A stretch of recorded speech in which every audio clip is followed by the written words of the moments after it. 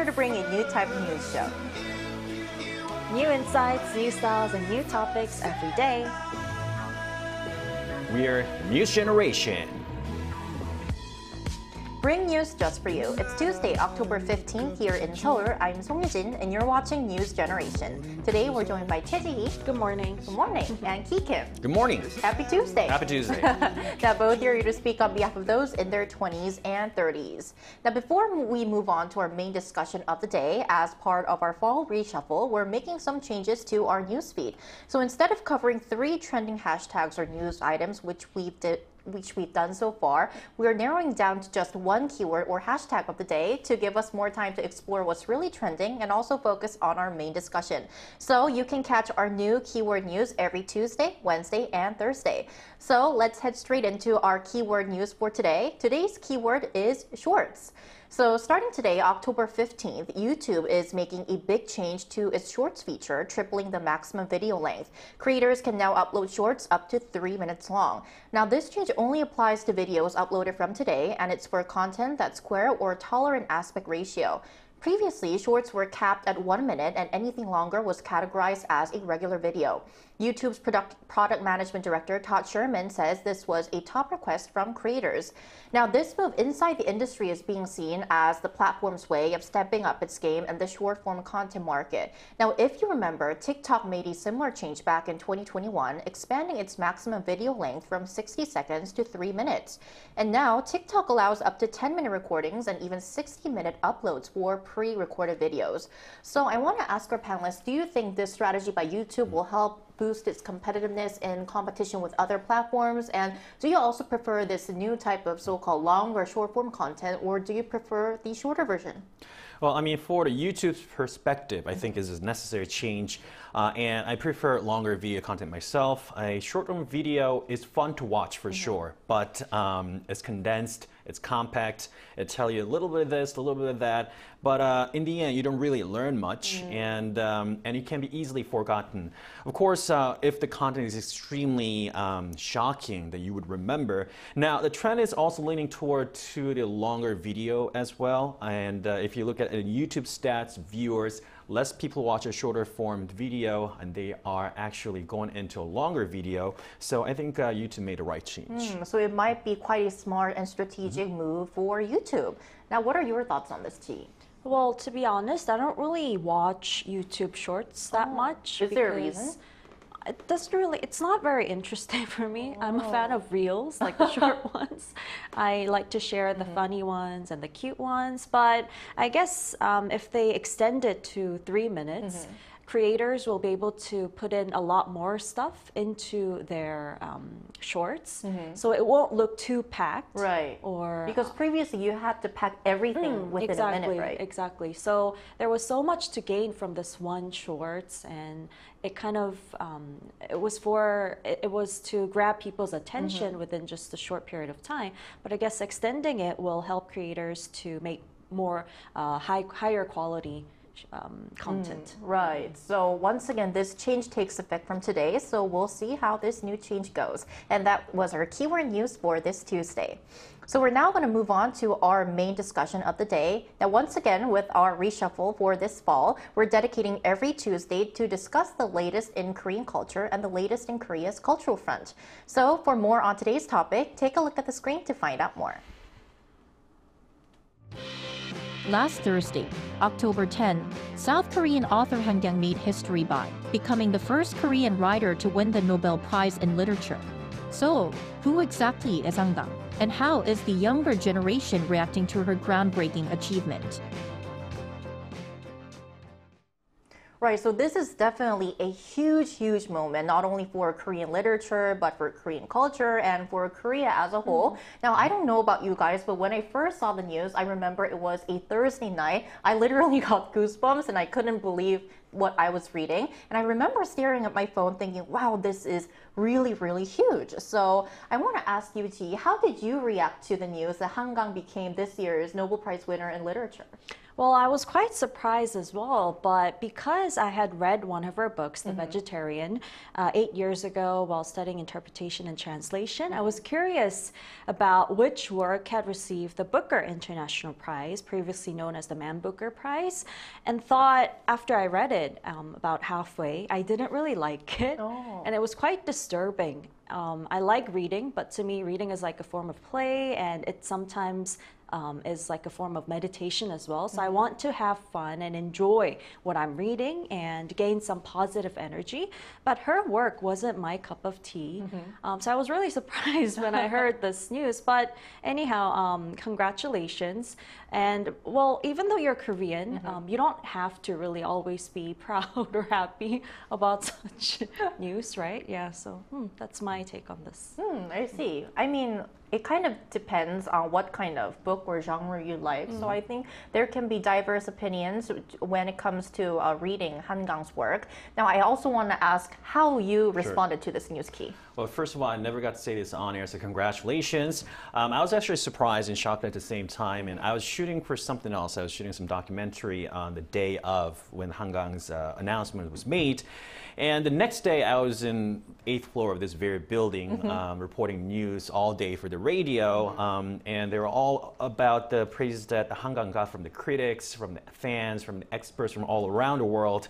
And it was exciting to see that finally Korean writers or Korean literature got recognized worldwide, not just because of the K-wave, but because of pure its work. And I am too in line with Ji-hee in a sense that translating literary work is much tougher. Not only you had to deliver the author's intention, but then the expression has to be very precise when you're translating. For example, a lot of words cannot be translated literally or directly. For example, in the Korean old saying goes, 사촌이 땅을 사면 배가 아프다, meaning when the cousin buys the land, then it causes the stomachache, which doesn't make any sense in Western culture. But if you were to translate it in English, then your neighbor's grass is always greener, right? So those kind of things is what's necessary, and the translator played a really important role in Han Kang's work as well. That's what I think. Right, so it was definitely a team effort between Han Kang and also her numerous translators who translated her works.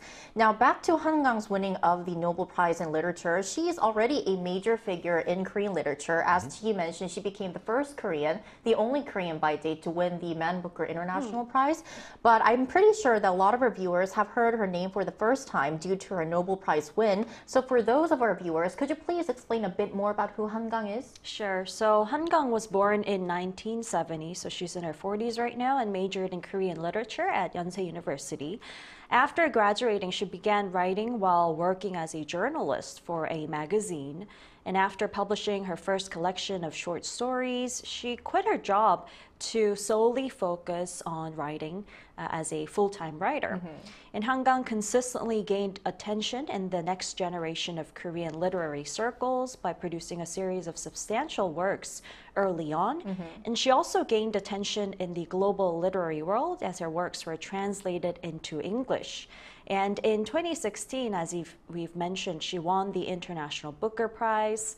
And last year, she also received the Prix Medici Award for Foreign Literature. Right, so she's definitely become a household name in Korean literature over the years. Now, Han Kang, and it's not just Han Kang itself when it comes to her literary background, because she also comes from a strong literary family too. Sure, her father, Mr. Han Seung-won, is also a novelist, and at the age of 85, he is still active and passionate about writing. He recently wrote a book or a long novel called 사람의 길, or The Path of a Human. And both father and daughter, for the very first time in Korea, won Isang Literary Awards, one of the most prestigious awards in Korea. And if I'd not known better, I don't think anyone so far had that sort of record, both father and daughter winning the same awards. And in one of the interview, Mr. Han actually said that sometimes he's even jealous about his daughter's talent and how she portrays her work through her wording in her work. Right, and he must be so proud of his daughter Han Kang, because she now became the first South Korean to win the Nobel Prize in Literature. And remember that Han Kang's father also held a press conference probably a day after the announcement was made that she became a Nobel laureate. Now, I'm sure that a lot of our viewers will know that winning the Nobel Prize is not just a personal or a family honor, it's also a huge moment for Korea. Once again, Han Kang is now South Korea's second Nobel laureate after former late President Kim Dae-jung and the first Asian female writer to win the Nobel Prize in Literature. So a lot of people were curious about how she initially reacted to when she heard the news that she won the prize. Yeah, well, after winning the Nobel Prize, Han Kang expressed her surprise as well in an interview with the Nobel Committee, saying she was very surprised, of course, and truly honored. She said it was a peaceful evening, and she was really shocked to hear the news. And her modest interview particularly became a topic of conversation when she mentioned that she doesn't drink alcohol, so she would rather like to quietly celebrate by having tea with her son. Right. And right after Han Kang did that interview with the Nobel Committee, it was like a phone interview. A lot of people here in Korea and also abroad, they kind of expected her to hold a press conference because that's what authors or Nobel Prize laureates often do to say what they thought about receiving the award to the media, but she surprisingly chose not to hold a press conference. Yes, Han Kang so far had not appeared on any sort of media yet officially, and no one knows when she will. Only voice that everyone heard was probably that Nobel Committee's interview on the phone. But according to her father, Mr. Han Seung-won, he said people die every day because of the war raging between Russia and Ukraine, Israel and Palestine. So what's the point of celebrating the award? That's her thoughts. And she asked for understanding for the matter. And Mr. Han said his daughter is also discouraged him to having this celebratory banquet because of the time being. And also she said, please don't celebrate while witnessing these tragic events. And I guess the translator shared the same mind because she shared that same post on her social media. So I guess that's one of the reasons why she didn't appear on the official press conference. But I think we'll get to see her make a public appearance at least in December because that is when she'll receive the Nobel Prize, and she's reportedly preparing like an address, acceptance speech when she is receiving the award in December. So we should probably look out for that. And when talking about her Nobel Prize win, we've seen a lot of coverage on the media about the public's reaction in Korea, especially bookstores. People were generally surprised, but also very, very proud here in Korea. So could you share more about how the general public has reacted to her win? Sure. So as this is not the only Nobel Prize in Literature for Korea, but like you said, also for an Asian woman, the reaction has been very intense. So in bookstores here in Korea, sales increased 1,000-fold just a day after the award announcement, leading to pre-orders due to a shortage of stock. And the real-time bestseller rankings from 1 to 10 are filled with Han Kang's works. And even online, humanities graduates are very excited because instead of saying, I'm sorry for majoring in humanities, or we say 문송합니다 in Korean, which implies an apology for studying humanities, because in Korea, there's a social atmosphere where humanities or literature graduates find it difficult to get jobs. Now they're saying, if you graduate with a Korean literature degree, you can win a Nobel Prize. Maybe they can. Maybe we'll see the second or third winner of the Nobel Prize in Literature. Good to see that they're having hope. And they're being motivated to work harder. And linking this to our generation, how has our generation reacted to Han Kang's win? As a matter of fact, I did go to a bookstore a couple of days ago, and I couldn't find any Han Kang's copy. Not Korean version, not English version. It's still on hold. But songs that Han Kang used to listen to, the song actually Han Kang cried to, it was 어떻게 이별까지 사랑하겠어 by Acme, or How Can I Love Heartbreak, You're the One I Love, is now getting back on charts. And also, like she said, younger people are also getting hope and proud of Han Kang winning the prize.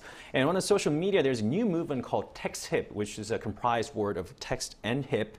It originated from the fact that the world-famous model Gaia Gerber said in an interview with The Guardian earlier this year, said reading is so sexy, and refers to a culture which people take pictures of books or reading books to authenticate themselves and share them on social media or a page of the book or some of the quotes that they like.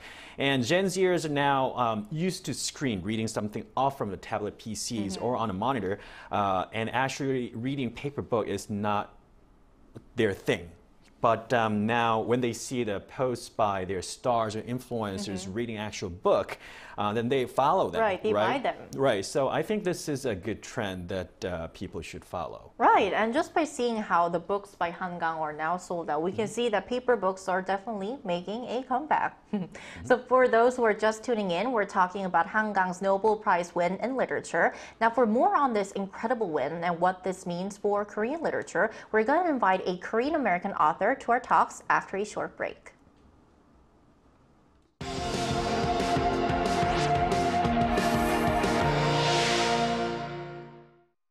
NewsGen wants to hear from you. Go to YouTube and search our channel Arirang News. Click Community and leave a comment down below. Make a new type of news with us. Right, so today we're joined by Ellen Oh, author of the book Finding Junie Kim. Welcome, Ellen, to the show. Hi, how are you today? We're great. Thank you so much for joining us today. Of course, such a pleasure. Right, so our first question for you today is when you first heard that Han Kang had won the Nobel Prize in Literature, tell us about your initial reaction. I kind of went a little bit crazy, to be honest, because I think I shouted my whole house down, running around, getting all my family, my kids who are Gen Z, college students and law school students, and telling them about the win, and they're just looking at me kind of blankly. And I realized at that point, okay, all right, this is more of a writer thing. But I was just so proud to have the first South Korean woman, but let alone that, a first Asian woman win the Nobel Prize for Literature. So really, when my family didn't give me the reaction I needed, I got right on the phone. I started texting all of my writer friends and just kind of like, we're all kind of blown away by it, you know, just stunned and just so proud too. I see. Well, what do you think makes Han Kang's writing so unique? What is it about her work that resonates with readers around the world?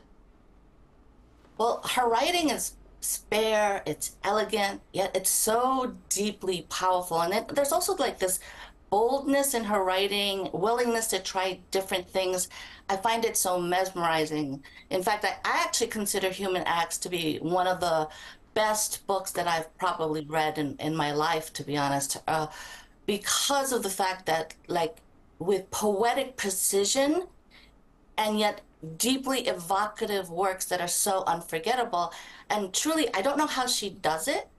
I kind of wish I could take a class that we just study all her works and just pick it apart and study it and really and marvel about it with other admirers. Because, you know, for me, The Vegetarian was deeply unsettling. But I love that about it. I love that the power of her writing was to unsettle people, especially men. Thank you. So now Han Kang has won the Nobel Literary Prize, and what kind of impact do you think it'll have on global perception of Korean literature? Well, I was talking about this with another Korean American writer friend, Kat Cho, and she mentioned that while the Korean entertainment industry has brought to the world to Korea as their fandom, it always felt like it was a smaller piece of a very complicated Korean identity, right? And so Han Kang's books brings more global awareness to what the Korean people have actually endured and survived. And I totally agree with that because the history of Korea is so complex and sad and painful, and yet we are such a resilient people. But here in the US, and I live right in the Washington, D.C. area, before the Korean wave, most Americans couldn't pick Korea out of a map, right? So I'm grateful that Han Kang's writing is bringing humanity and history and feminism to the world stage. I'm proud of her. I'm proud of my heritage. And quite frankly, I'm really proud of being a woman right now, too. All right, Ellen, thank you so much for your time today. We really appreciate it. Thank you. Thank you. Thank you. Right, so ending off, I would like to ask the same question to our panelists. What kind of impact do you think will Han Kang's Nobel Prize win will have on the world of Korean literature or more broadly on Korean culture? Well, I believe that English translations and translations in general of Korean literature will receive more attention moving forward, and I hope it does. And I also personally hope that people won't just get excited about this news as a one-time event, but will see it as an opportunity to pay more attention to Korean literature in general and spend more time reading in the long term. And I hope people won't just blindly follow trends and will instead read something they're truly interested in, because there's so many great literary works and books out there written by so many talented Korean authors that may better suit their preferences, even if they haven't won the Nobel Prize. Right, because it's not just novels. We have poems and so many more amazing works in the world of literature. Yeah, true. Right, and what about Yuki? Well, more jobs for translators for sure, because there are more works that need to be in the spotlight. We talked about K literature a few weeks ago, actually a couple of weeks ago, and then even Taempyo flying to England to shed some lights on some Korean work, literary work, and we need more of these. And Han Kang's winning award definitely drew the line, and this shouldn't be just a fad, it should keep going. And I agree with Chi in somewhat sense that, because some writers said it's okay even if you blindly start and follow the trend, because at least he or she will hold the book in their hands and read a few lines, and that's the start, that's the beginning, and that's very important. So hopefully this trend will continue. Hopefully. And once again, congratulations to Ms. Han Kang, and also wish the best for Korean literature. And that's all from us today, but NewsGen will be back tomorrow at 10:30 a.m. Korea time. Special thanks today to Choi. Always a pleasure. Thank you. And Ki Kim. Thank you. Thank you. And thank you everyone for watching, and we'll see you tomorrow. We are New Generation.